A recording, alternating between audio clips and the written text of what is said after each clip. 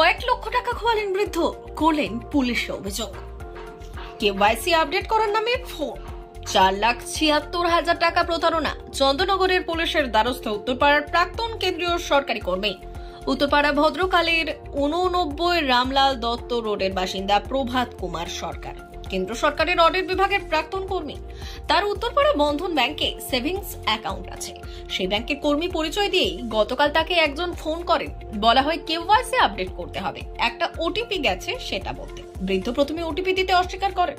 প্রতারক তাকে বোঝায় ওটিপি না দিলে কেওয়াইসি আপডেট হবে না, সেক্ষেত্রে অ্যাকাউন্ট বন্ধ হয়ে যাবে। এরপর ওটিপি দিতে থাকেন আর পরপর 4 বারে মোট 4,76,739 টাকা গায়েব হয়ে যায়। পরে যখন বুঝতে পারেন আর কিছু করার ছিল না, তখন এরপর প্রতারিত বৃদ্ধ ব্যাংকে গিয়ে বিষয়টি জানালেন। ব্যাংক পুলিশে অভিযোগ করতে বলে।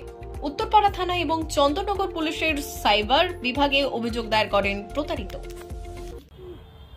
আমি একজন প্রবীণ নাগরিক। আমি বন্ধন ব্যাংকের আমি কাস্টমার।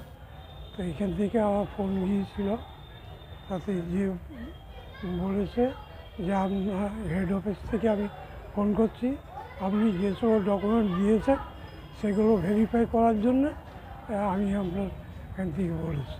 তারপর প্রথম যখন ওটিপি, আমি বলি ওটিপি তো দেওয়ার নিয়ম নেই ওটিপি।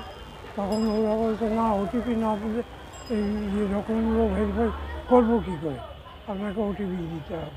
তারপর একটার পর একটা ওটিপি আসছে। এইরকম 3-4টা বোধহয় ওটিপি, মোট 4 বারে 4,76,739 টাকা কেটেছে।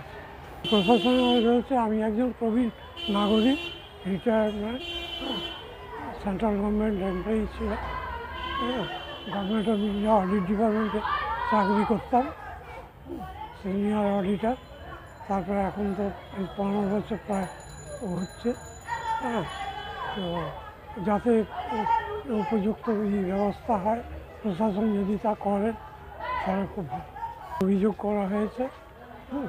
এবং আমার নাম প্রভাত কুমার সরকার।